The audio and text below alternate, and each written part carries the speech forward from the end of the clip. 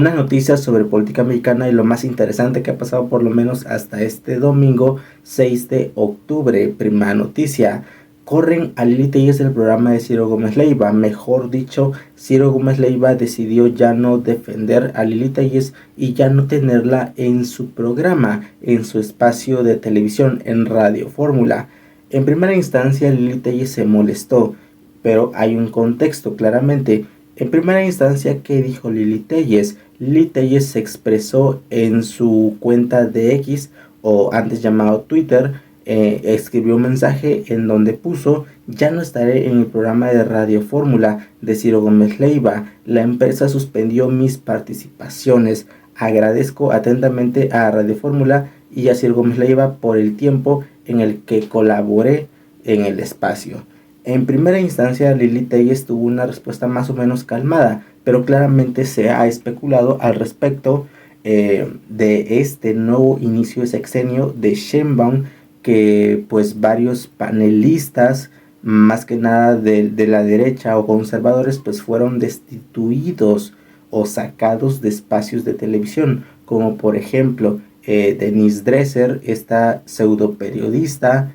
También en el espacio de los Zuckerman, unos panelistas que realmente le echaban mucho en contra de Andrés Manuel López Obrador y en contra de la Cuarta Transformación, pues fueron sacados.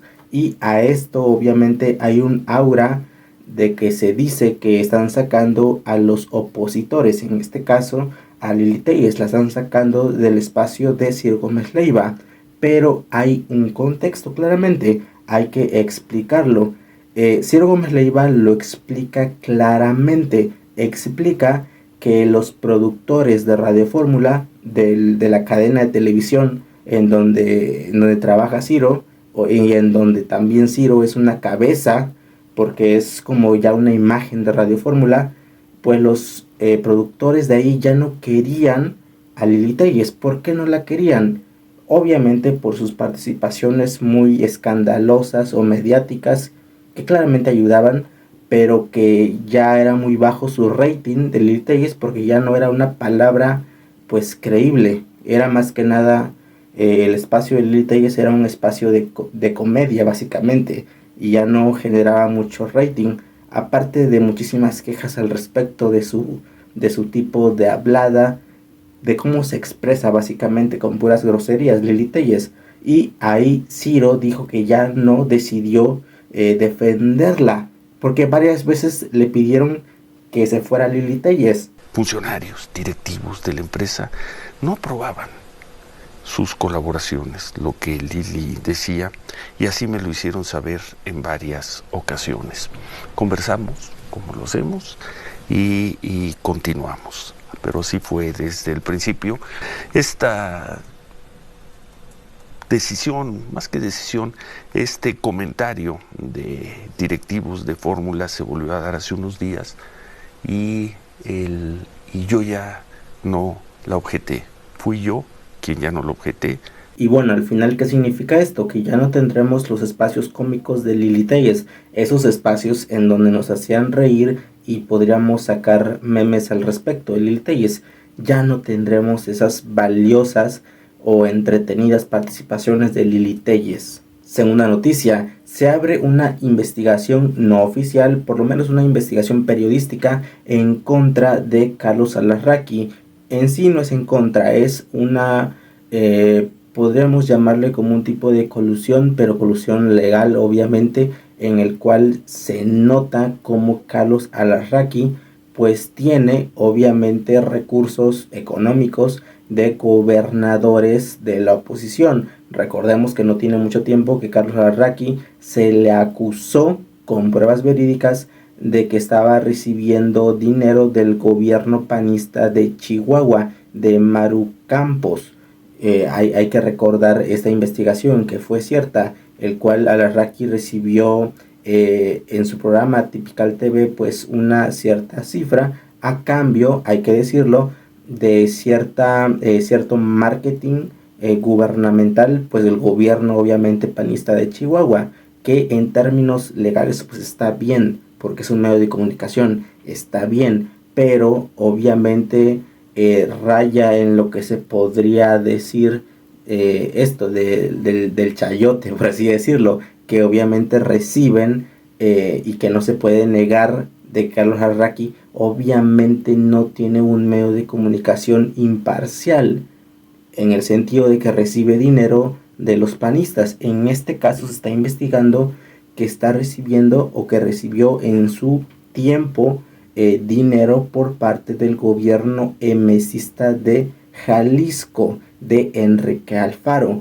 Escuchemos esta nota, por favor, que está realmente interesante. En su torpe intento, Enrique Alfaro, de convertirse en el candidato presidencial de la República por Movimiento Ciudadano, Enrique Alfaro hizo o desplegó muchos recursos económicos para poder catapultarlo, catapultar su imagen, hacerla crecer a nivel nacional. Según el periodista Lauro Rodríguez del diario NTR, que este periodista dice que en los primeros 6 meses de este año que iniciaron las campañas o precampañas para ver quién era, y pues de MS salió Maynes, Enrique Alfaro intentó serlo por medio obviamente de dinero, y el gobierno de Jalisco, dice este periodista Lauro Rodríguez, que el gobierno de Jalisco destinó casi 180 millones de pesos. Se supo que tuvo un jugoso contrato publicitario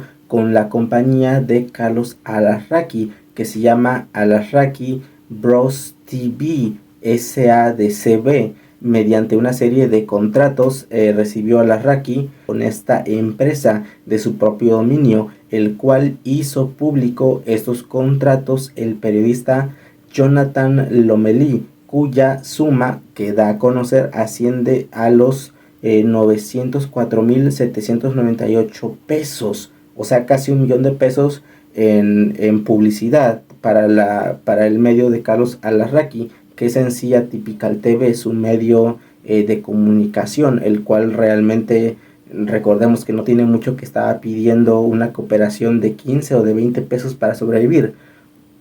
Pero bueno, Larraqui se puede decir que recibió, por lo menos entrando o centrándonos en esta investigación, que la puede checar en la página de Polemon, polemon.com.mx, si no mal me equivoco. Ahí puede checar completamente esta investigación, pero es realmente interesante este caso porque refleja obviamente que para nada Carlos Larraqui es un periodista ni tiene un medio de comunicación imparcial. Además, un dato muy interesante comprobado que se puede ver es que Larraqui inscribió a su empresa de comunicación en el padrón de proveedores del gobierno de Jalisco a finales de diciembre del 2023, y prácticamente un mes después, en enero de este año, de 2024, el publicista, o sea, Larraqui, recibió una serie de pagos por la difusión de banners, de lo que ya no existe, de estos banners, pero recibió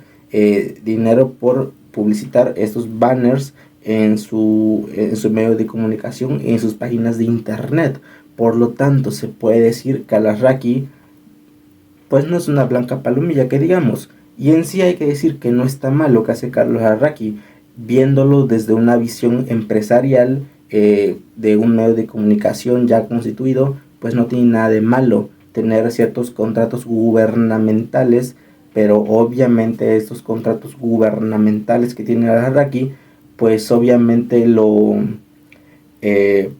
exhiben que no es un periodista o que no tiene un medio de comunicación imparcial. Tercera noticia: Norma Piña le dice a Gerardo Fernández Noroña que no puede darle tanto ella, la Suprema Corte, como el Consejo de la Judicatura, que no sirve para nada, pero que Norma Piña dirige este Consejo de la Judicatura, que no pueden darle al Senado, al Legislativo, a Noroña, por ser presidente del Senado, no pueden darle la lista de los candidatos que aspiran a ser ministros o jueces de la Suprema Corte, o sea, de la reforma al Poder Judicial, de estas nuevas elecciones de ministros y jueces.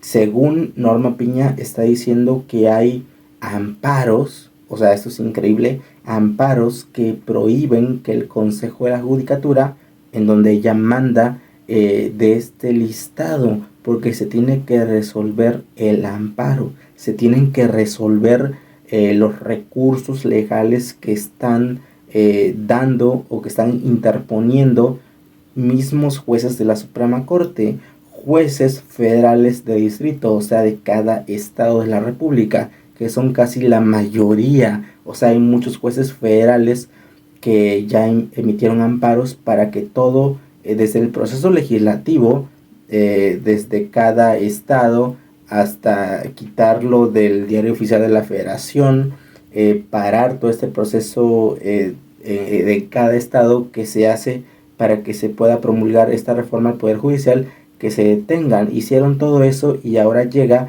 a la Suprema Corte, en donde Norma Piña, según dice, que esto es la ley, que se tiene que respetar los amparos, y hasta que no haya una resolución de fondo al respecto, ahora lo que la Corte está proponiendo es hacer aún más un estudio profundo o resolución al respecto si esta reforma constitucional del Poder Judicial es constitucional, cuando ya ha pasado en el legislativo y desde el ejecutivo.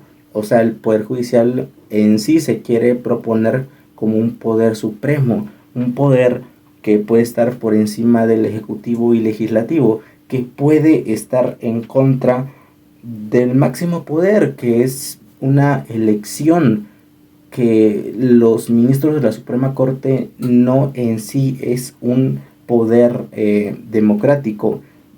Lo que se pretende con esta reforma, según, es democratizar el poder judicial, que realmente es un poder, hay que decirlo, que no entiende, porque es muy burócrata, no entiende las necesidades, las cuestiones que tienen las personas en general, y obviamente no les importa. Pues bueno, no puede darle Norma Piña a Gerardo Fernández Noroña esta lista. ¿Y qué va a pasar si no le da esta lista? Lo que va a pasar simplemente es que Norma Piña va a cumplir su cometido, que es, en primer principio, pues parar momentáneamente, o retrasarlo, mejor dicho, la implementación de las elecciones, y por ende va a parar la reforma al Poder Judicial por un gran tiempo, mediante pasa todo esto y mediante se resuelve pues este juicio o análisis si la reforma es constitucional o no. Escuche esto, lo que le pidió Gerardo Fernández Noroña a Norma Piña. ¿Qué se creen? ¿Qué les pasa? En su desesperación se quitan la máscara y se asumen, pues ya solo les falta que son creyentes, se crean por encima de la divinidad. No, bueno, lo que hay que oír. Entonces, ya lo dije en el pleno y lo dije en la rueda de prensa. Decida lo que decida la Corte, el primer domingo de junio se va a elegir por el voto universal, secreto y directo del pueblo a las personas juzgadoras. Punto. Es que están desacatando, no estamos desacatando nada. Quien está pasándose la Constitución por sálvase a la parte, pues es la Corte. ¿Qué les pasa? Cuarta noticia, abuchean a Sergio Mayer en el Palacio Nacional mientras fue la protesta o toma de poder de Claudia Sheinbaum. Y sí, ya pasó unos días al respecto, pero es muy interesante ver cómo Sergio Mayer todavía sigue siendo pues abuchado, sigue siendo pues un personaje obviamente detestable, un personaje que todo su ser irradia una aura, por así decirlo, de un personaje realmente pues de la oposición, un personaje que no tiene nada que ver con la política, pero, y repito, y no tengo algún tema al decirlo, por nada más Mario Delgado es quien metió a este compañero, a su mejor amigo o lo que sea, o su novio, que es Sergio Mayer. Lo metió y por eso ahora tiene un puesto federal, que es diputado plurinominal por parte de Morena, que es realmente increíble. Sergio Mayer fue abuchado al respecto, pues obviamente porque él no es de Morena, porque mientras que estuvo Sergio Mayer, que fue anteriormente igual diputado federal o plurinominal, Sergio Mayer votó muchas cuestiones en contra de las decisiones o reformas o leyes que estaba mandando Andrés Manuel López Obrador al legislativo.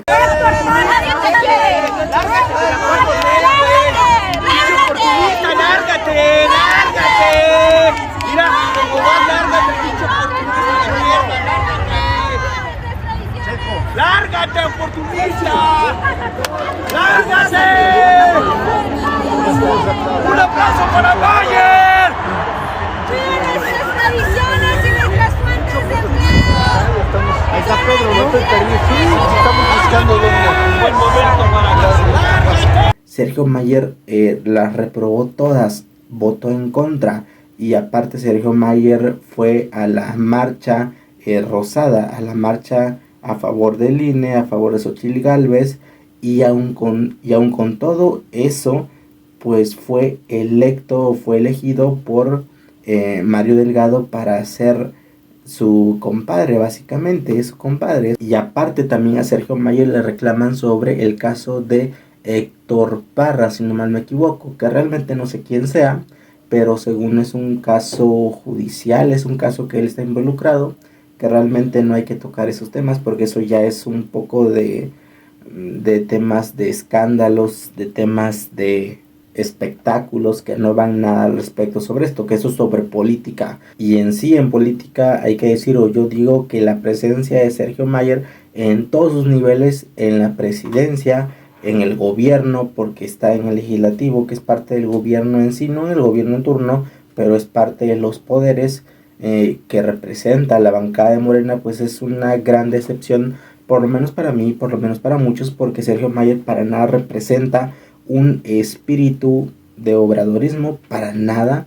Representa más que nada una persona, como ya dije, detestable, deleznable. Es un personaje, un bailarín exótico que no tiene ningún tipo de preparación al respecto. Aparte, se parece a Lili Telles, obviamente, pero aparte es un personaje que para nada refleja pues una consideración, por así decirlo. Bueno, la consideración la tiene obviamente del fisgón, que no hay que olvidar que el fisgón pues manda a callar a los que no están de acuerdo con que Sergio Mayer esté en la política, los calla el fisgón. Por lo tanto, siempre seguiré diciendo que Sergio Mayer es un gran error para Morena, es un gran error. Por favor, póngame en los comentarios qué piensa usted al respecto de todo esto.